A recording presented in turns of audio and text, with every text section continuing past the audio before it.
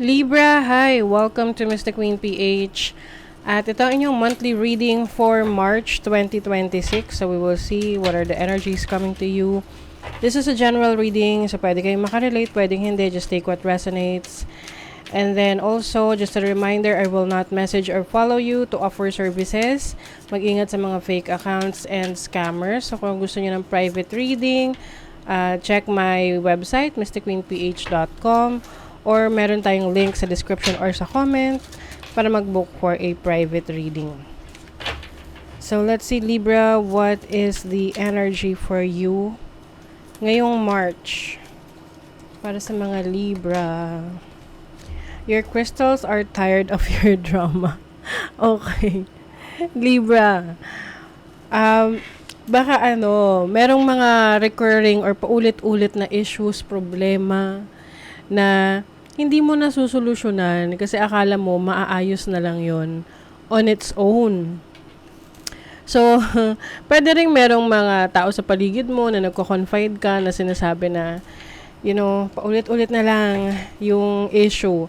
So, this is something na kailangan mo rin na i-take into consideration na maaring meron kang nakakaligtaan na root cause, yung pinaka reason, pinakapunot dulo ng problema na paulit-ulit, na yun yung kailangan mong ayusin. Okay? Ay, yung iba kasi, maaring, yung mga solutions ninyo, hindi na siya practical, na you are relying on the crystals or anything, like, can be tarot, na hindi naman talaga yon yung solusyon, but taking or knowing the root cause of the problem para at least alam mo kung ano yung aayusin mo. That wasn't intuition, that was anxiety in a cave. Okay. So, some of you, maaring you're going through something na parang may sense of confusion. May mga times na hindi mo alam kung ano na yung paniniwalaan mo. Maybe because na-overwhelm ka. Pwedeng nagkakaroon ng overstimulation dito na a lot of things are going on in all at the same time. So, kailangan i-isolate mo kung ano yung una na dapat mong bigyan ng focus at attention. Na hindi masusolusyonan ng isang problema ng isa pang problema. So, ayusin mo muna yung isa para hindi magsabay-sabay. Oo. The vibes are off because you keep inviting goblins to dinner. Okay, Libra, ano ba kasi? Sino ba kasi yung mga taong hinahayaan mong maging pumaligid sa buhay mo or hinahayaan mong maimpluwensyahan ka? Kasi pwedeng rin yan yung mga tao sa paligid mo, yung mga nakakausap mo, nakakasama mo, maaring may mga tao na, excuse me, na hinahayaan ka, yung parang tinotolerate ka sa mga bagay na alam naman nila na ginagawa mo pa rin kahit alam mo at alam nila na nakakasama sa'yo. Parang wake up call to sa inyo, ha? Okay, let's see what else. Yung iba kasi sa inyo, meron kayong pinapakisamahan na alam nyong bad influence na. So, iwas na kayo doon. Your intuition is actually going to be so strong to this point na you will know kung kailan na talaga dapat magstay or umalis.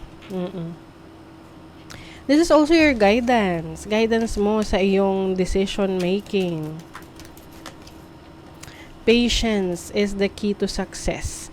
So, some of you, meron kayong pwedeng bibigyan nyo ng chance ang sarili niyo to recover or to work things out with someone, or kapag sa tingin mo na meron kang bibigyan ng chance kasi feeling mo ikaw rin naman yung may kakulangan doon sa sitwasyon na yun, can be a relationship or a situation sa career mo or trabaho mo, na you are actually giving yourself a chance na ayusin yung existing na problem mo. Kasi yung iba sa inyo, you realize na, okay, sabi nga ni Taylor Swift, it's me, hi, I'm the problem, it's me. So, maaring na-realize mo na you are the problem or ikaw yung gumagawa rin ng sarili mong pagkakaabalahan na problema. Okay? So, your overall energy, the Page of Pentacles. So, you are ready for a new experience.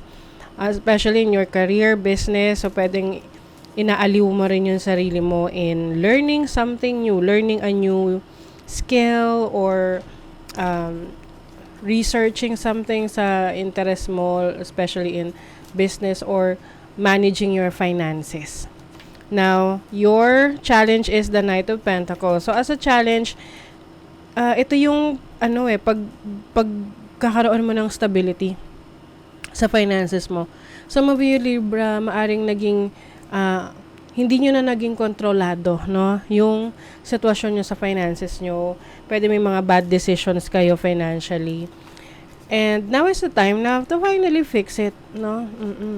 So, yung iba sa inyo, pwedeng maawain kayo, tapos you are, giving and giving, and na-realize mo na, teka, parang walang nangyayari doon sa ginagawa mo. It's not really doing anything good sa'yo. Now, your opportunity is the Nine of Pentacles. This is good news kasi ibig sabihin yan, if this is related to your finances, your career, meron kang magagawa ng paraan, maaayos mo yung sitwasyon na to. You will be back on track. So, if you will focus on the solution sa problema mo and not focusing on the problem itself, dun magkakaroon talaga ng changes. This is also independent. So, I think, if ang isa sa issue or problema mo, pera or resources, ngayong March, magdadagdag ka ng sources of income para maayos mo yung finances mo. Now, your blessing is the Six of Pentacles. This is about giving and taking. So, I also see na merong mga tao rin natutulong sa'yo to recover. And you will also be given a chance na i-correct, ayusin yung mga naging decision mo in the past para mag-align siya sa goal mo, na it's never too late pa rin naman. Now, your blessing is the Two of Swords. So, this is about making a decision. I think as a blessing, meron kang, excuse me, focus pala. So, your focus is focusing on your decision. So, I think, mas magiging maingat ka sa mga decision mo ngayon moving forward dahil na rin sa mga pumalpak na decision mo, dahil pwedeng nagtiwala ka sa ibang tao, kaya hinayaan mo sila yung paniwalaan mo at sila yung pakinggan mo sa advice nila, pero mali naman pala, or nagpadalos-dalos ka, hindi mo rin naman pinag-isipan. Kaya ngayon, meron yung consequence, 'di ba? But I think as your focus, mas magiging maingat ka, pag-aaralan mo muna, alamin mo muna yung mga decision mo. Fears, worries, and tense situation. So, yan yung, kapag kasi meron na tayong problema, yan na, nagkakaroon ka na ng pag-aalala, paano mo to didesisyonan, paano mo to susolusyonan. And then, nakaka-apekto rin yan sa mga tao sa paligid mo kasi may tendency na parang may sisisihin ka or maapektuhan yung pakikitungo mo sa kanila.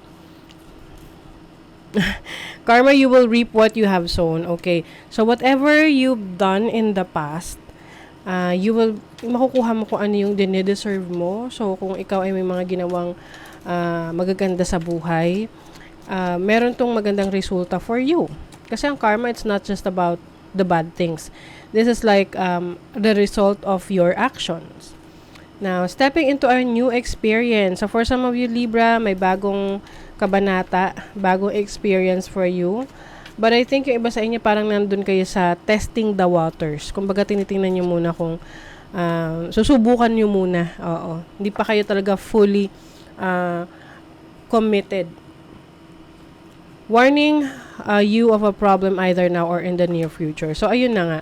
Kung hindi mo to susolusyonan ngayon pa lang, pwedeng lumaki yung mga existing problems mo. Kaya, it's much better na for you to face this, harapin mo siya with all the courage, at kung kailangan mo ng tulong, ask for help. Huwag kang matakot or mahiya na humingi ng tulong. Digital detox, recalibrate, reset, and recharge. So, anything na mga nagdi-distract sa'yo para sa mga actions na gagawin mo, tanggalin mo muna yan para mas makapag-focus ka dun sa goal mo. Initiations, be open through this transitional time. So, be open to new experiences, be open to possibilities, and anything na hindi mo naman kontrolado, let go of that or surrender mo. Kasi, mauubos lang yung energy mo dun para i-control ng isang bagay na wala ka naman talagang control. You can only focus on what you can do or what you can control. Okay? So, that is your reading, Libra. Thank you so much. See you again.